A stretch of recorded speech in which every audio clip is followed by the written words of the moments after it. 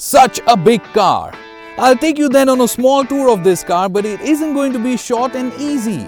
You see, it's big on the size, it's big on the outside, it's big on the inside, it's big on everything, and it's big on change.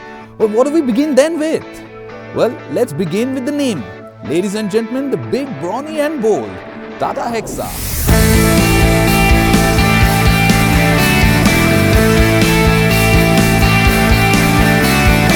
Hexa means 6, so let's use that to our advantage, and I'll have you know 6 things about this car that have gotten me really excited. Let's get started. So where does this car fit in? Well, as of today, I don't know its price, but if I'm to assume 15 lakh rupees, it's quite an exciting thought, because then it would compete against the Dusters and the Cretas if you can manage to do with 5-seaters, that is. It would also compete with the Honda BR-V, and its main competition would be the XUV 500, and to some extent it will still manage to compete against the Toyota Innova. With that said, let's look on to the next exciting bit.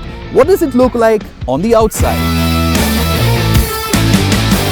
It looks pumped up and muscular. From where I stand, it also looks intimidating. Big headlamps, fog lamps, contours on the bonnet, humanity line, all make up for the front of this car. Over to the side, 19-inch wheels with an A-pillar that starts right above the front wheel arch, unlike in traditional SUVs. The wheel arches are big, but the bonnet is short. The side profile may say that this resembles MPV dimensions, which is also a hint to the fact that this car has lots of space on the inside.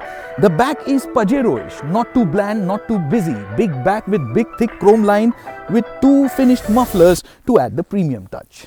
Thanks for hopping in with me as I move on to my third point. What does it look like on the inside? Well, to start off with, this is an ergonomically well put cabin for me. And true to Tata DNA, it all feels roomy. There's lots of headspace. Now the interiors are all black, so they look sporty. White seams on these seats look nice, and the seats themselves are very comfortable for my body size. However, they're not electrically adjustable. Now, Tata wanted the driver to have a very commanding position, which I guess I have, because there is this big window to my side and the view out at the front is completely unobstructed. In fact, I can't even see the bonnet. Good or bad, you decide. I like the fact that the steering here is not too big like in the traditional SUVs, but then the steering is adjustable just for rake and not for reach. I also like the fact that the instrument cluster is very aptly sized. Now there's lots of chrome onto the inside, by the way, but it's not the bling chrome that reflects the whole world back to you.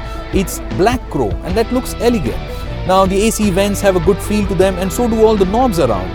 Out here, basically everything looks good, and well, there are lots of soft touch points everywhere. Well, if you've come this far, let's go further forward. On to our next point. What features does the Hexa come loaded with on the inside? Now hold on to your breath as I run through it right till the end of it.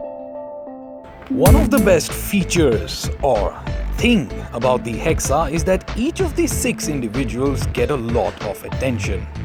The captain seats with armrests are comfortable and you can lean back more than you can in first class. You got electricity in the house with a 12-volt socket along with an adaptive fast charging port. Getting into the third row seats is just a walk, and once there you don't feel ignored. Air vents in every corner and accessible blower speed buttons. The car gets 6 airbags and a sound system that comes with 10 JBL speakers and a subwoofer. Out of breath, I bet. Don't fret, because we move on to our next point. How well does the Hexa drive? The Hexa gets the Varico diesel engine with 400 Nm of torque and 156 horses. But what is exciting is this. For the first time ever, a modern Tata car gets an automatic transmission which is not an AMT, and I bet you're really gonna like it. Now, the manual transmission Hexa also gets something that Tata calls as super driving modes. Now, there's the comfort mode, there is the dynamic mode, and then there's the rough road mode. Now, of course, if you're not bothered with all this, well, just leave your car in auto mode. The automatic transmission Hexa, it doesn't get the super driving modes. I just noticed, by the way, that this car doesn't get a sunroof. Now, it is not in line with the character of the car to be pushing this car, but then you do get anti-roll bars at the front and at the back to keep the body roll in check. And when it comes to suspension or ride quality, well, Tata Motors here should really pat themselves on the back, and I'm sure they're already doing it. The car just glides over just about everything. Another great thing about the car is that, yes, it's a huge car, big car, it's an SUV, but it doesn't drive like one. It is really manageable on the highways, on country roads like this. Now, one gripe that I do have as of now is that the steering feels a tad bit too imprecise. Apart from that, the NVH levels Tata claims have been vastly improved, and that it is 15% quieter than the competing cars in this segment. I cannot validate that claim, but then yes, for me today it's a peaceful place to be.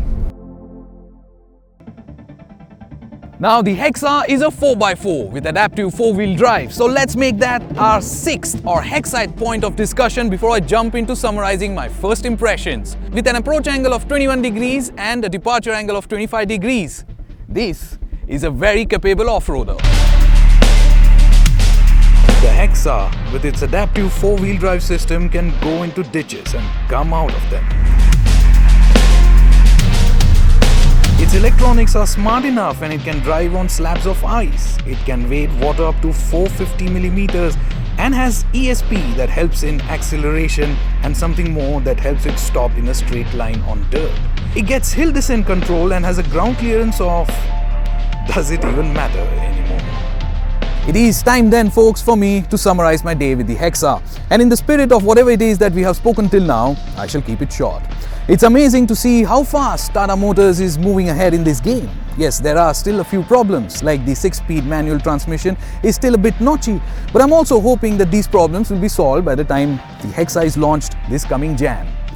And whenever it is that it gets launched, I'm also hoping that they shall deliver this car to their customers wrapped in a ribbon, along with an affectionate letter that could read, "With love from Tata Motors."